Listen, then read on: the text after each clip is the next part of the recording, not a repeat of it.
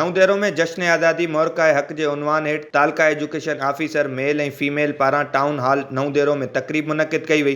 तक़रीब में कमिश्नर लाड़काणू, ज़िले council chairman, तालीम खाते जे अमलदारनि समेत शागिर्दनि पारां वॾे अंग में शिरकत कई वई। तक़रीब दौरान कमिश्नर लाड़काणू चयो त पाकिस्तान जो 78 जश्न आज़ादी वॾे जोश सां मल्हायो वेंदो। जश्न आज़ादी जी तक़रीब मल्हाइण जो मक़सदु शागिर्दनि ऐं शागिर्दियाणियुनि में वतन लाइ हुब पैदा करणु आहे। सूबाई घरू वज़ीर ज़ियाउल हसन लंजार मेहराबपुर पहुची GCT एजुकेशनल कॉम्प्लेक्स जो इफ़्तिताह कयो।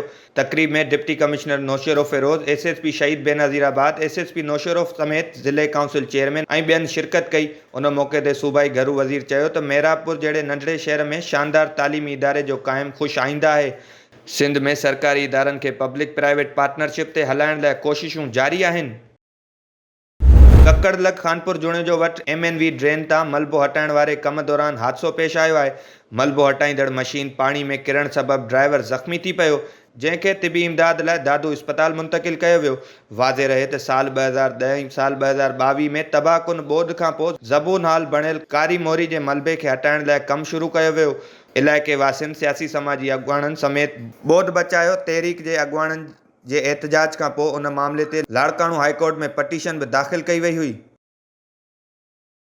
नवदेरो में प्लाट ते कब्ज़ो कंदड़ बिरादरी जे बाअसरनि ख़िलाफ़ अली ख़ान नारे जो घरभातियुनि सां गॾिजी एहतजाजी मुज़ाहिरो कयो।